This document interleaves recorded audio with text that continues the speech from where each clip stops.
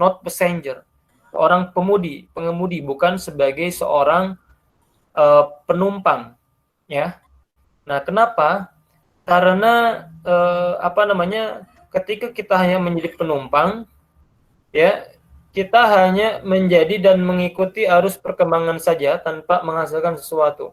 Tapi zaman now ini kita harus menjadi seorang driver, seorang yang mampu untuk mengemudikan, ya, visi misi kemudian kawan-kawan kita dan lain sebagainya menuju suatu tujuan yang kemudian kita harapkan. Nah, adapun kepemimpinan, ya, itu adalah bagian atau gaya seorang pemimpin itu ketika dia mengejawantahkan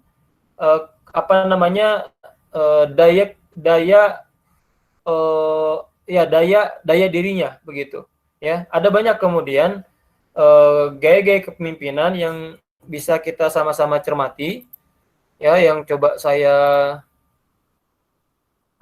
bagikan semua di sini. Saya coba dulu ini sebagai pengantar secara teoritis, ya. Bentar, leadership. Oke. Baik.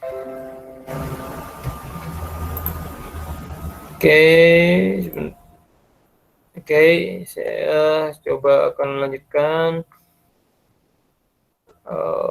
Nah, ini yang tadi saya sebut, ya, bahwa ya ke depan kita berada di sisi kompleks, ya, yang kondisi yang terjadi begitu kompleks yang kemudian tidak bisa kita prediksi, tidak bisa seperti dulu. Kalau sekarang kalian masih mindsetnya bahwa ya kamu kuliah yang benar, lulus kuliah, ngelamar kerja, ya.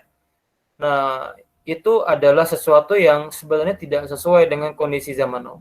Seorang pemimpin pemuda di era 4.0, dia adalah sosok seorang yang sudah menentukan keberhasilannya bahkan di saat ini, dimanapun usianya dia, entah dia kuliah, SMA, atau bahkan pasca kuliah. Contoh begini, ya, ketika kita bicara masalah jualan misalkan. Dulu sebelum adanya teknologi, ya, orang jualan itu kan nggak mungkin ketika usia SD, usia SMP, usia SMA. Karena mayoritas waktunya dipakai untuk belajar, untuk sekolah, ya. Karena seorang pedagang ketika zaman dulu adalah mereka yang harus berangkat ke pasar dan diam di situ, ya. Nah, tapi dengan kemudian perkembangan teknologi zaman now, ya, orang-orang yang kemudian SMP, SMA, dia sambil kuliah, dia sambil belajar, ya, dia sambil kemudian aktivitas lain, dia pun bisa sambil berdagang, ya. Nah, SD apakah sudah bisa mendapatkan uang? Zaman now sudah, SMP sudah, SMA sudah, bahkan bisa jadi apa yang didapatkan lebih besar dibandingkan dengan apa yang didapatkan oleh mereka yang kemudian ketika sedang kuliah atau lulus kuliah. Nah, maka kondisi hari ini menjadi yang menjadi titik poin dan titik penting itu bukanlah di orang lain, tapi di dalam diri kita. Seorang pemimpin di era 4.0, dia harus menyadari bahwa aktor untuk melakukan perubahan itu adalah dirinya, ya. Nggak bisa kita, saya cita-cita jadi PNS, itu adalah zaman old, ya. Itu tidak relevan dengan kondisi kita hari ini. Nah, oke. Nah, sehingga ketika kita bicara masalah abad ke-21, ya, saat ini kita membutuhkan semacam kepemimpinan yang unggul atau super, gitu, ya. Nah, di mana dia ini tidak lagi hanya sekedar seorang pemimpin saja, gitu kan. Nah, kenapa? Karena kalau menurut Ulrich, ya. Nah, ini saya akan sampaikan beberapa pandangan. Di abad ke-21 masyarakat ini mega kompetisi, ya. Jadi nggak ada tempat kalau tidak mampu berkompetisi, gitu kan. Sehingga perubahan yang begitu cepat ini menjadi tantangan tersendiri buat kita semuanya. Ingat, kita diam aja tuh, kita mager, kita malas-malesan, ya. Waduh, kalau begitu kondisinya, ya jangan sampai kita punya cita-cita tinggi itu jadi hal utopis semata. Nah, ini masalah buat kita semua. Buat kalian yang main game terus, ya, stalking Instagram, nonton drama Korea dan sebagainya, perhatikan, semua teknologi yang kalian pegang itu bukanlah dihasilkan dari malas-malasan, ya. Sekarang kita main game, ya, malas-malasan, nonton drama Korea ya, atau kemudian dan lain sebagainya, sehingga kita melupakan kewajiban-kewajiban kita yang lain karena terlalu berlebihan. Kita harus tahu ya, adanya game, adanya drama film, adanya gadget dan sebagainya, itu dihasilkan oleh orang-orang yang serius untuk belajar, bukan oleh orang yang bermalas-malasan. Nah, hari ini kalau kita masih banyak bermalas-malasan, nah maka ya jangan mau mimpi tinggi-tinggi. Ya. Kalau hari ini kita ingin merubah sesuatu minimal di keluarga kita, maka simpan dulu ya keinginan untuk malas-malasan dan lain sebagainya. Karena kebutuhan saat ini begitu kompleks. Gitu. Apalagi sekarang memang kondisi globalisasi yang sangat-sangat terdampak untuk kita semua. Nah, oke. Ya, ini adalah faktor yang memang kompetensi yang diharapkan dimiliki oleh pemimpin di abad ke-21. Oke, kita akan coba untuk lanjutkan. Oke. Oke, kita coba lanjutkan. Nah, jadi ini ya gambarannya ya. Sini kita masih bicara teoritisnya dulu. Jadi menurut Kate Davis, tanpa suatu kepemimpinan, suatu organisasi adalah kumpulan orang-orang dan mesin-mesin yang tidak teratur atau tiada organisasi tanpa kepemimpinan. Oke. Kelompok tanpa kepemimpinan, tanpa pimpinan adalah seperti tubuh tanpa kepala. Ya. Tidak akan terjadi semacam sinkronisasi satu dengan yang lainnya. Nah, juga menurut Gibson, apa itu kepemimpinan? Kepemimpinan merupakan kemampuan mempengaruhi orang lain. Influence people. Ya. Kalau kalian sudah bisa mempengaruhi orang lain, itu artinya kalian punya bakat kepemimpinan. Gitu. Atau kalau kalian tiba-tiba loh, kok saya daeknya dititah kiatnya. Nah, saya daek gitu kan untuk ikut A, B, C, D, atau nah saya tiba-tiba mau melakukan A sampai Z. Nah, berarti kalian sedang dipengaruhi orang lain. Dan bisa jadi orang lain yang mempengaruhi kita itu dia memiliki gaya kepemimpinan yang sangat baik. Nah, ini bisa baca saja. Ya. Dan kalau menurut Newstrom dan Davis di tahun 99 bahwa kepemimpinan merupakan suatu proses mengatur dan membantu orang lain agar bekerja dengan benar untuk mencapai tujuan-tujuannya. Ya. Nah, jadi ada beberapa semacam poin ya kaitan dengan bagaimana proses mengatur, membantu orang lain, mempengaruhi orang lain gitu ya. Tetapi ada tujuannya agar mencapai tujuannya. Ya, untuk melakukan sesuatu. Jadi kalau seorang pemimpin tidak memiliki visi, tidak memiliki tujuan, maka dia bukanlah seorang pemimpin. Ya. Nah, seorang pemimpin dia berkewajiban untuk mencapai atau membawa dan mencapai tujuannya. Makanya kalau dalam Islam disampaikan bahwa ya semua adalah pemimpin untuk diri kita sendiri. Nah, apa tujuan kita? Insya Allah sampai surga. Maka artinya kalau kita ingin tujuannya sampai surga, kita harus menjaga tangan kita, kepala kita, kaki kita, pandangan kita, dan lain sebagainya. Ya, untuk menghasilkan kepemimpinan itu sendiri. Oke, nah, oke, saya akan coba lanjutkan. Nah, ketika kita bicara pemimpin, kita akan bicara tentang gaya kepemimpinan, ya. Nah, bentar dulu. Kita bicara tentang gaya kepemimpinan. Nah, oke, ini definisinya. Nah, teman-teman semua, berbicara masalah gaya kepemimpinan, ada beberapa aliran ya, teori yang berbicara tentang gaya kepemimpinan seorang pemimpin. Ada yang mengatakan bahwa kepemimpinan itu ya berdasarkan teori genetis ya, gitu. Leader are born and nor made. Pemimpin itu dilahirkan, bukannya dibuat. Jadi ada orang yang berpercaya bahwa ya kalau saya ini bukan pemimpin, kakek saya, orang tua saya ini adalah orang biasa, maka saya nggak pantas menjadi seorang pemimpin. Nah, itu berarti dia memahami atau meyakini teori ini, ya gitu. Nah, apakah ini juga benar, gitu kan? Nah, saya berpendapat bahwa secara genetis ya, genetis seseorang juga bisa berpengaruh terhadap memang bakat kepemimpinannya. Sebagai contoh, bagaimana ketika dalam sejarah-sejarah keislaman itu sosok seorang Abdurrahman Ad-Dukhail, Abdurrahman Ad-Dakhil. Abdurrahman Ad-Dakhil dia adalah keluarga dari Bani Umayyah yang dia lari ya ke Andalusia, yang sampai pada akhirnya sampai di Andalusia dia membangun kerajaan Bani Umayyah yang kedua. Ya, ketika Umayyah itu diganti atau diruntuhkan oleh Bani Abbasiyah gitu ya di tempat awalnya. Nah, atau juga kita bisa melihat bagaimana kemudian teori keturunan ini bisa lahir melihat seperti Rasulullah Shallallahu Alaihi Wasallam, di mana Rasulullah SAW itu kan berasal dari suku Quraisy.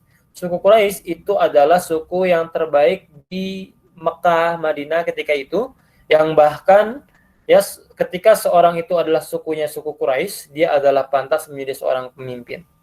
Atau juga seperti perkata yang disampaikan oleh Umar bin Khattab mengenai Amr bin As radhiyallahu anhu. Nah, Umar bin Khattab menyampaikan begini, sungguh aku melihat sosok seorang Amr bin As adalah sosok seorang yang dia tidak pantas untuk menjadi anggota. Dia pantasnya menjadi seorang pemimpin. Ya, nah jadi dimanapun dia berpijak tanahnya, Amr bin As ini pantasnya menjadi seorang pemimpin. Yang kita tahu bahwa Amr bin As ketika sebelum Amr bin As ini masuk Islam, dialah adalah diplomat yang diutus menemui rombongan Rasulullah di Ethiopia ketika hijrah awal sebelum hijrah ke Madinah. Ya, yang pada akhirnya Amr bin As ini lah yang kemudian ketika sudah masuk Islam sempat memimpin perang, ya, dan juga bahkan memimpin daerah pasca Rasulullah SAW wafat. Jadi teori ini bisa jadi. Makanya apa sarannya? Kalian coba tanya kepada orang tua kalian. Apakah ada di antara orang tua kalian atau keluarga kalian yang satu garis keturunan dengan kalian itu, yang mereka juga punya sejarah menjadi seorang pemimpin. Ya, nah ini penting untuk sama-sama kita pahami. Kalau teori genetis ini kita bicara masalah juga, kalau teman-teman tahu privilege, ya, privilege itu adalah hak istimewa. Jadi kadang kalau kita lihat seperti halnya anak Haritanu ya, anak Haritanu Sudibyo, dia umur 20 atau 30-an tahun ya. Nah, dia sempat tuh kan rame ya, anaknya Haritanu kalau tidak salah ya, dia sempat rame ketika membuat seminar sukses di usia muda, kenapa tidak?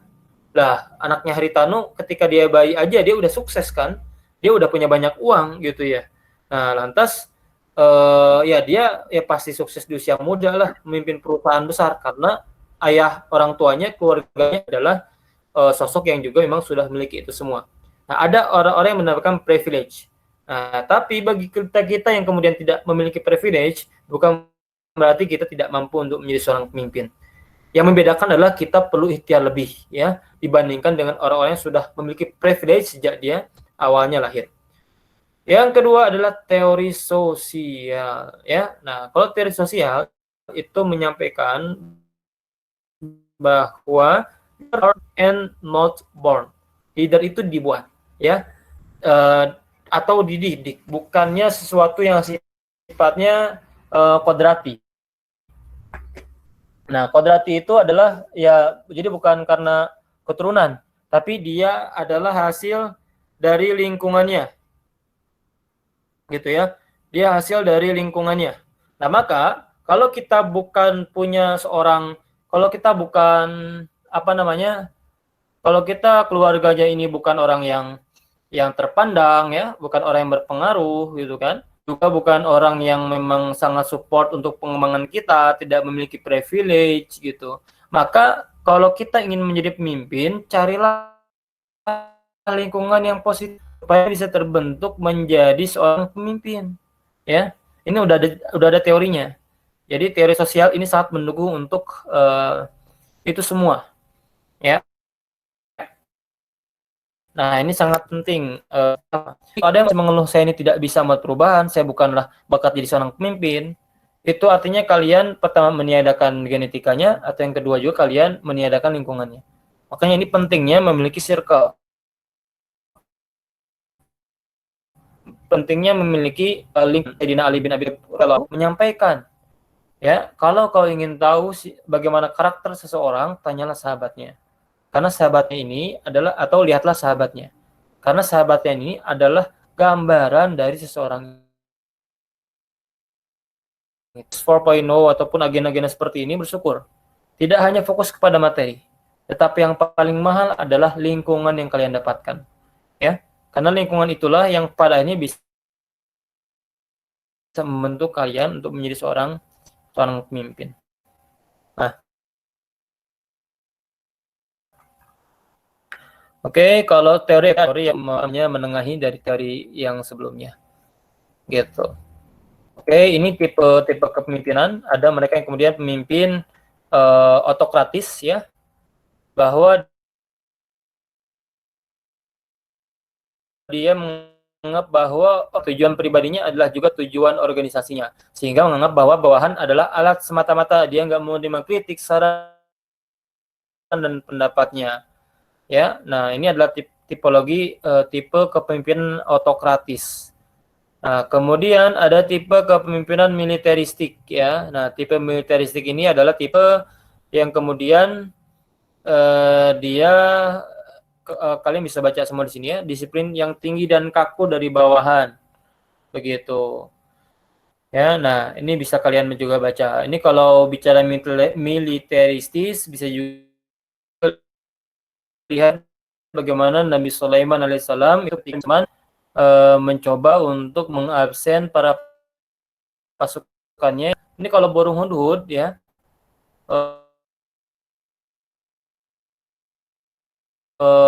kalau dia tidak kembali, gitu kan. Nah, itu saking tegasnya seorang Nabi Sulaiman alaihissalam. Kemudian tipe paternalistik, dia adalah seorang pemimpin yang menganggap bawahannya sebagai manusia yang tidak dewasa. Dia terlalu protektif, ya, dia terlalu jarang memberikan kesempatan kepada bawahannya atau kepada anggotanya karena khawatir anggotanya tidak mampu menyelesaikan itu semua, tidak mampu berinisiatif, ya. Maka dia menganggap bahwa dirinya adalah serba tahu. Biasanya tipe ini terhinggap kepada orang-orang yang memang memiliki kelebihan. Jadi kadang dia susah percaya dengan orang lain, ya, sehingga segala sesuatu akhirnya meskipun dia menjadi seorang pemimpin, dia punya anggota, tapi semuanya biasanya dikelolanya oleh dirinya sendiri. Nah, kalau tipe karismatik ini adalah pemimpin yang dia memiliki daya tarik yang amat besar dan pengikut dengan jumlah yang besar. Ya, orang-orang mau ikut, orang-orang terpengaruh, orang-orang kemudian terperangah, ya, oleh seorang pemimpin yang tipe karismatik ini. Ya, seperti lihatlah, ya, kalau sosok Mahatma Gandhi, ya, ketika itu cara dia melawan itu dengan diam, gitu, ya. Nah, cobalah kalian nanti coba untuk mendalami sejarah-sejarah yang ada, atau lihatlah bagaimana sosok fenomenal Insinyur Soekarno, ya. Yang Insinyur Soekarno itu ketika dia itu sejak perspektifnya, saya sempat diskusi dengan salah seorang guru saya. Dia bilang ini Insinyur Soekarno, dia itu sejak bahkan sebelum Indonesia merdeka menginginkan Indonesia ini sebagai pusat peradaban dunia. Lah, kata saya, kenapa itu, Pak? Kata beliau menjawab kayak gini. Pertama, lihatlah dari konsep Pancasila waktu awal-awal Bung Karno yang menyampaikan salah satunya tentang internasionalisme. Di mana internasionalisme itu artinya Soekarno udah nggak bicara lagi masalah konteks di tingkat Indonesia, tapi dia sudah bicara masalah internasionalisme. Yang kedua, bagaimana dia mencoba untuk menginisiasi konferensi Asia Afrika, ya, yang mencoba menjadikan Indonesia ini sebagai epicentrum dari pergerakan politik dunia, ya. Bahkan Soekarno juga kita lihat, ya, peribahasanya atau ucapan kata-katanya yang masyhur, ya, berikan aku 10 pemuda maka akan aku ubah dunia. Atau juga kita lihat di pembukaan Undang-Undang Dasar bahwa Indonesia ini ingin hadir untuk menjaga perdamaian dunia. Jadi banyak perspektif besar yang dimunculkan oleh para founding father, yang rasanya ini bisa menjadi inspirasi buat kita semua. Ada juga yang tipe demokratis, adalah pemimpin yang dia memberikan silakan, ya, memberikan keleluasaan kepada anggotanya untuk mengembangkan dirinya, ya. Nah, teman-teman semua, tipe demokratis memang ini tidak sama dengan apa namanya, kan kalau dalam Islam ini ada istilahnya dahulukan juga sisi musyawarah. Nah, sebagaimana kalau kita lihat ketika perang Uhud sebelumnya Rasulullah SAW itu kan bermusyawarah terlebih dahulu, ya kan? Kalau tidak salah itu pokoknya ada satu perang di mana Rasul itu tadinya tidak mau berperang sampai keluar daerah, keluar kota. Nah, tetapi karena sahabat itu hasilnya bahwa mereka ingin perang sampai keluar zona begitu ya. Akhirnya Rasul mengikuti hasil dari musyawarah itu. Nah, seorang yang memiliki tipe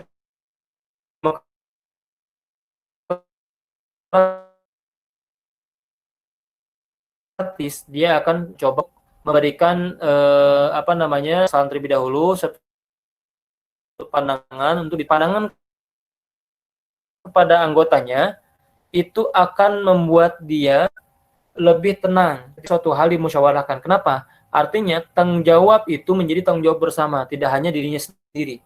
Ya, contoh ini, semisal nih saya ingin buat semacam gerakan di nih ya, di organisasi punya uang 10 juta. Nah, lalu saya ingin pakai uang 5 juta itu semisal untuk dipakai bakti sosial. Nah, kalau saya tiba-tiba bikin kebijakan itu tanpa berkonsultasi dengan teman-teman yang lain, ketika ada kegagalan, saya akan mendapatkan tanggung jawab besarnya. Tapi kalau toh itu kita musyawarahkan, meskipun kita sebagai seorang pemimpin, tapi ketika ada kendala, itu bisa ditanggung bersama-sama. Nah, itulah tipe demokratis. Nah, kita mau yang mana? Gitu. Ya. Nah, kita mau yang mana, teman-teman semua? Bahwa ketika bicara masalah tipe-tipe kepemimpinan, ini bisa kita lihat ya. Dari paling demokratis ke yang paling kanan adalah sisi autokratisnya. Dan harus kita ketahui bahwa ada namanya gambar dan segi terbalik. Seorang pemimpin, dia makin ke atas, itu makin besar, ketika bicara tanggung jawab, ya, itu seperti piramida terbalik, ya. Makin ke atas, makin besar tanggung jawabnya. Anggota, tanggung jawabnya tidak lebih besar dibandingkan seorang pemimpin, ya. Jadi segitiga terbalik. Nah, berbeda dengan hak. Kalau bicara hak adalah segitiga. Seorang pemimpin itu semakin tinggi strukturnya, dia semakin kecil haknya, ya. Jangan salah, jangan malah kebalik. Seorang pemimpin tanggung jawabnya, haknya kecil, ya, haknya kecil, semakin tinggi semakin kecil. Nah, ini harus sama-sama kita garis bawahi bersama-sama. Oke, nah itu gambaran dari semacam pemimpin ya, yang saya rasa perlu kita pahami bersama-sama. Ini ada banyak kepemimpinannya. Yang saya sampaikan kepada kalian semua adalah kita memiliki pemahaman awal terlebih dahulu tentang definisi kepemimpinan secara teoritis yang selama ini kita gunakan, atau yang selama ini kampus-kampus itu atau teori-teori ini dijadikan dasar-dasarnya. Nah, sekarang ketika kita bicara masalah pemimpin ya, kita coba untuk singgung juga kaitan dengan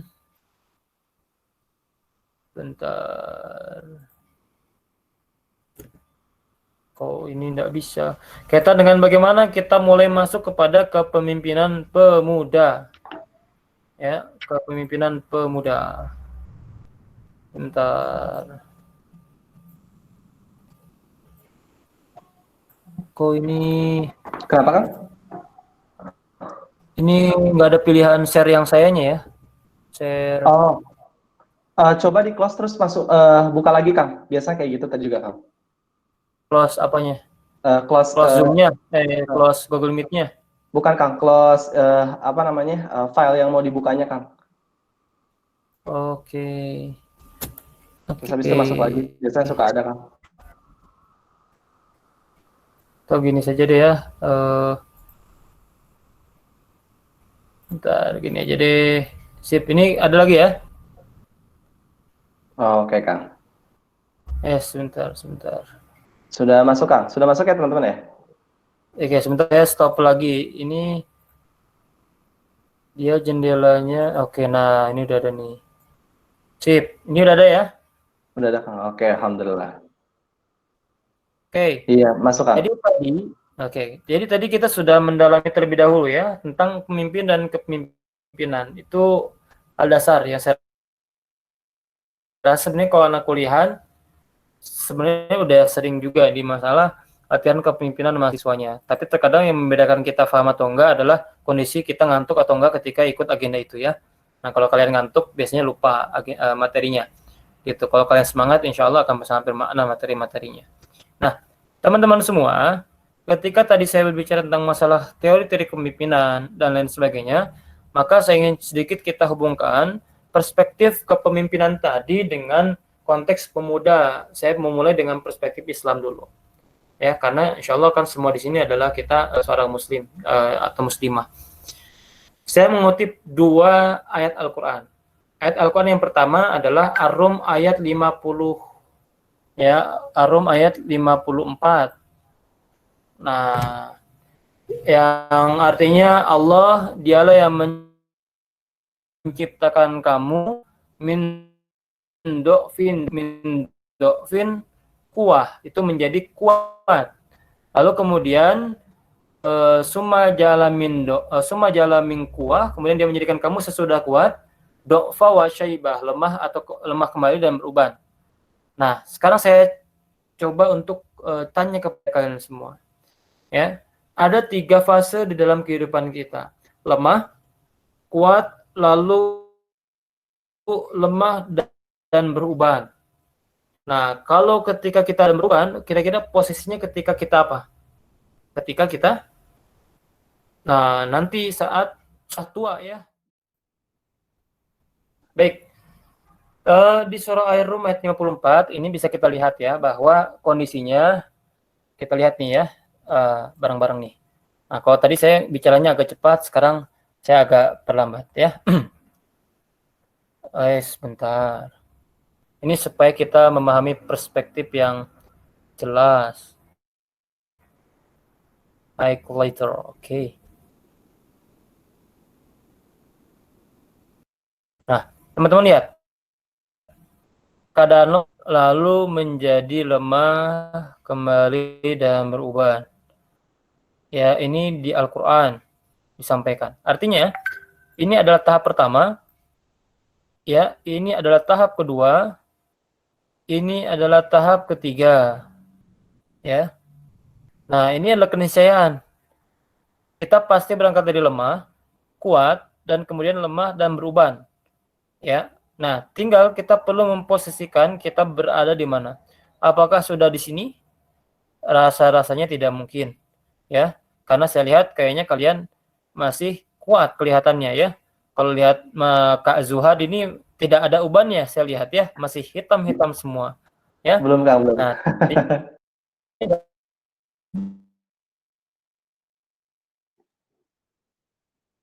Halo, halo, Kang. Kang, mohon maaf putus tadi, Kang. gitu, suaranya masih gagah ya, nggak ada batuk-batuknya. Gitu. Jadi pas Halo, halo. Iya, Kang, tadi putus, suaranya agak putus, Kang. oke. Ya, jadi ya saya kalian bukan di posisi lemah dan beruban. Kemudian oke, nggak masalah. Posisi ini saya tidak lihat tidak di antara kalian semua, ya. Saya kira gagah dan cantik-cantik semua, pokoknya fresh semua insya Allah. Ya, lemah dan beruban kayaknya masih jauh. Nah, juga saya nggak lihat kalian yang kondisinya keadaan lemah, ya, karena keadaan lemah ini adalah kondisi anak-anak. Dia yang dikit-dikit nangis, ya, dia yang kemudian tidak mandiri. Tapi yang saya lihat dia gitu kan, Allah sudah menyampaikan bahwa kita semua di sini adalah sosok yang kuat. Kalau kita bicara kuat,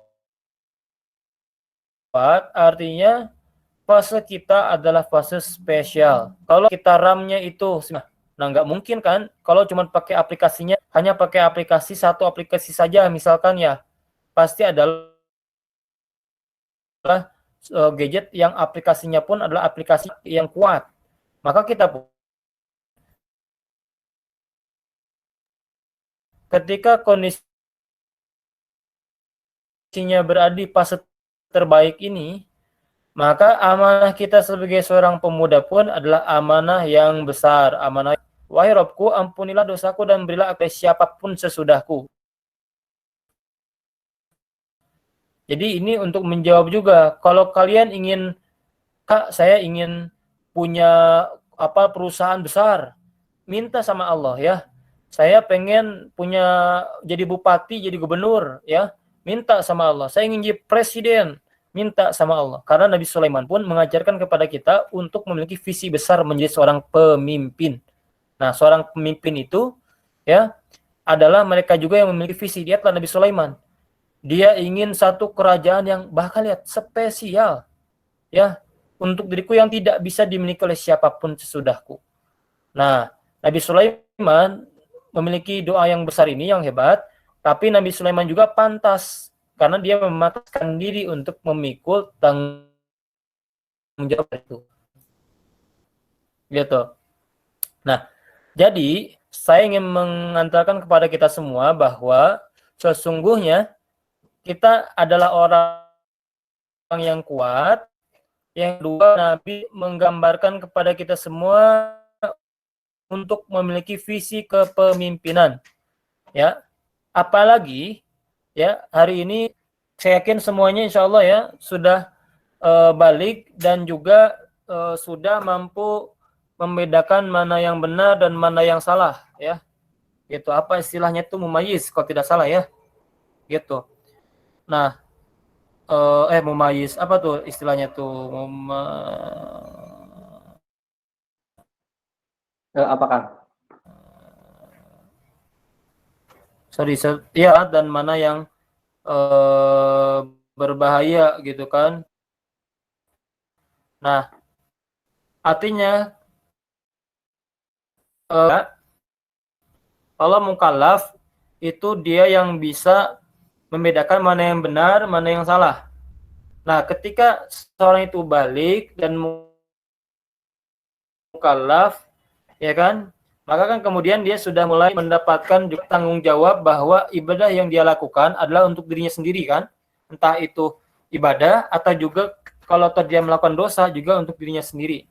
Nah, ini artinya apa? Secara sunatullah, Allah itu sudah menakdirkan kita usianya di belasan tahun, ya. Karena apa? Karena balik, karena mukallaf itu adalah bicara masalah decision making. Kalau kita melakukan perbuatan salah, kita dapat yang salah. Perbuatan baik, kita dapat yang baik. Nah, ini adalah dihasilkan dari keputusan yang kita buat untuk diri kita. Maka artinya, secara sunatullahnya, kita oleh Allah itu sudah ditunjuk menjadi seorang pemimpin, dipercaya menjadi seorang pemimpin, ya, kan dampaknya pun kita rasakan ketika kita usia belasan tahun. Dan ini gambarannya, para pemuda sahabat Rasul, mereka menjadi seorang pemimpin itu ketika usianya belasan tahun. Ya, iklan dulu ya. Siap, Kang, siap. Tidak apa-apa, Kang, tidak apa-apa. Nah, Arqam bin Abil Arqam, salah satu contohnya ya. Dia adalah sosok yang kemudian menjadikan rumahnya sebagai tempat berkumpulnya Rasulullah SAW beserta para sahabat-sahabat yang lain untuk menjadi. Atau kita lihat Sa'ad bin Abi Waqqas yang terkenal dengan archer ya, kekuatan archer. Dia termasuk pemanah yang sangat luar biasa begitu, dan banyak para sahabat. Yang ternyata para sahabat ini dia mulai menghasilkan karya itu bahkan sejak umurnya belasan tahun. Jadi kalau ada lebih tua mungkin ya. Nah, teman-teman yang lain itu berpikir bahwa saya akan berkarya selepas saya kuliah. Saya akan berkarya selepas saya ini bisa bekerja. Saya akan berkarya selepas saya ini lulus SMA. Lihat, usia-usia para sahabat, mereka sudah berkarya bahkan ketika usia-usianya kalau kita ini SMP ataupun SMA. Begitu. Nah, maka ketika kita bicara masalah kepemimpinan pemuda, ini kita baru kepemimpinan pemuda ya, belum 4.0-nya ya. Bicara masalah kepemimpinan pemuda, itu adalah sunatullah yang ada di dalam diri kita. Nah, itu poin pentingnya. Ya. Jadi jangan bilang, oh saya nggak bisa jadi pemimpin. Nah, Islam sudah menunjukkan contohnya dan sudah dikuatkan nas via Al-Quran ya, dan juga Al-Hadis tentang ketika kita ini sebagai sosok. Nah, artinya apa? Ketika bicara kepemimpinan pemuda, maka ini adalah kewajiban buat kita semua. Ya, jangan menunggu jadi kepemimpinan ketuaan untuk berkontribusi. Saat kita muda, kita punya banyak waktu untuk berkarya dan melakukan sesuatu. Dari seluruh sahabat yang kemudian ada, mereka memiliki masing-masing karya-karyanya yang memang berbeda satu sama lain. Ya, mereka punya brandnya tersendiri. Maka kalau bahasa kitanya ini, akademik ini kan punya passion di perdalam. Nah, itu tadi kepemimpinan pemuda. Nah, sekarang kita coba masuk ke 4.0-nya. Ya. Nah, 4.0 mengawali dengan bahwa kondisi kita hari ini diawali dengan kondisi disruption. Ya, disrupsi itu adalah tiba-tiba merubah sistem yang lama dengan cara-cara yang baru. Ya, contohnya apa? Contohnya saat ini bisa jadi ya, karena saat ini mayoritas adalah menggunakan online, artinya kayak kita sedang ngisi agenda ini kan biasanya kan di gedung-gedung ya. Mungkin kita nyewa gedung buat pelatihan dan sebagainya. Tapi gara-gara disrupsi itu nggak perlu lagi nyewa gedung. Ya, jadinya yang banyak. Nah, jadi ini penting ya. Disrupsi ini gitu kan. Ini yang sedang terjadi di era zaman sekarang. Bahkan kalau kita lihat gara-gara Gojek hanya aplikasi saja, begitu kan? Ojek yang ada di biasanya sekitar rumah kita ya. Yang dulunya mungkin nggak kebayang kan, bisa ternyata hanya aplikasi bisa tergantikan gitu. Nah, bahkan para pengemudi ojek, Gojek gitu ya, atau ojek sarjana atau bahkan ada yang S2 mungkin atau bahkan S3, dia juga jadi ojek online. Nah, ini adalah salah satu efek dari yang namanya disrupsi. Disrupsi bisa kita lihat. Gojek ini dia punya harga asetnya 14 kali lipat dibandingkan dengan maskapai Garuda. Bayangkan kekayaan Garuda yang dia punya pesawat yang begitu banyak, 14 kali lipat dibandingkan Garuda. Gitu. Ya. Nah, ini menarik. Gitu kan, padahal Gojek nggak punya dia nggak punya mobil ya dibandingkan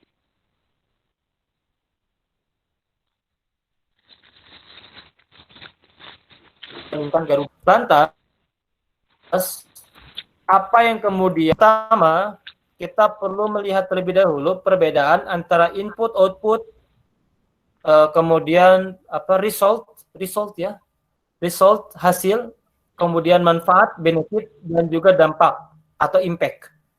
Nah, input itu adalah sesuatu yang kita lakukan. Materi saya adalah inputnya kepada kalian.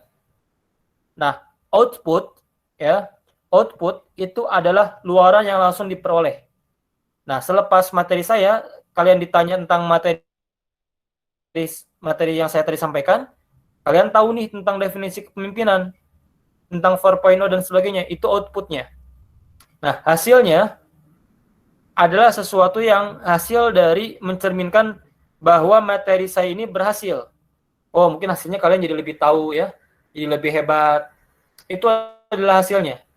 Nah, manfaatnya atau benefit itu adalah manfaat tujuan yang diperoleh. Oh, jadi ingin membangun semacam generasi para pemimpin di Tasikmalaya gitu. Dan yang paling atas adalah dampak atau dalam bahasa Inggrisnya adalah impact. Ya, ini nanti nyambung nih dengan impactful, impactivis. Nah, bahwa dampak definisinya adalah impact. Nah, impact itu adalah sesuatu yang didapatkan tidak satu atau dua waktu saja, tapi dampak itu adalah aspek makro ya, gitu kan, yang sifatnya itu besar ya, gitu. Jadi kalau hari ini kita mengikuti agenda seperti ini, misalkan kita tuh Kak, saya selepas ini ingin menjadi macam startup atau membuat macam gerakan atau membuat semacam kampanye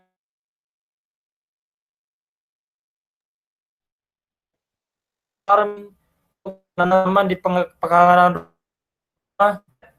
Nah, pelatihan yang kita lakukan itu input, menghasilkan nanam 2 pot, nanam 3 pot, dan seterusnya, supaya kemudian 5 tanaman di sekitar pekarangan rumahnya. Nah, itu adalah perspektif seorang impactivis, seorang impact learner, seorang impactful leader. Ya, dia memahami tentang dampaknya. Dia memiliki atau dia memahami tentang orang lain. Oh, Kak, saya ingin buka taman bacaan. Buat apa sih taman bacaan? Ya buat orang-orang tuh bisa baca. Oke, dia orang-orang bisa baca, itu adalah outputnya.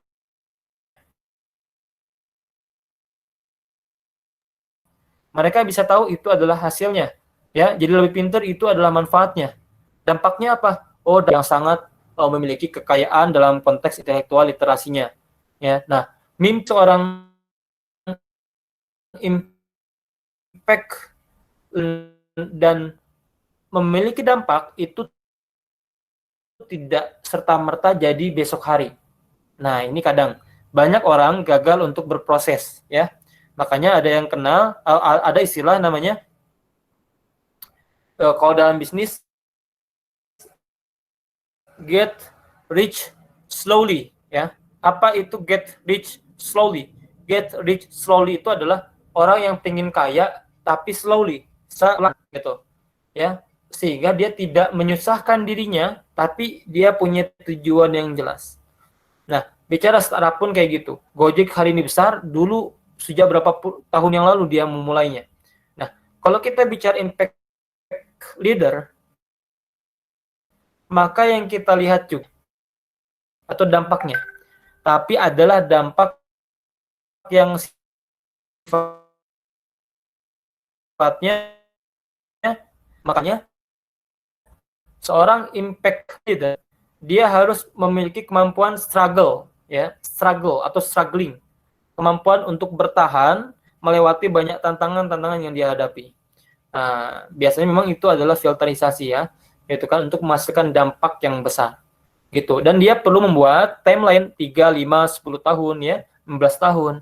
Jadi nggak mungkin tiba-tiba besok jadi, ya. Itu bedanya orang yang punya ilmu atau yang tidak. Kalau orang yang punya ilmu, dia ingin membuat perubahan, dan perubahannya harus jadi besok. Impossible gitu ya, sesuatu itu tiba-tiba jadi, kecuali tiba-tiba ada karomah gitu ya, ada tiba-tiba hal yang tidak terkira. Tapi secara logika kita sebagai seorang manusia, gitu kan, semua proses itu memiliki waktunya, ya. Nah, sehingga prosesnya saya gambarkan itu, kita ikhtiar naik, kadang di tengah perjalanan turun sampai titik paling nadir, seperti halnya bagaimana penaklukan Konstantinopel oleh seorang Muhammad Al-Fatih.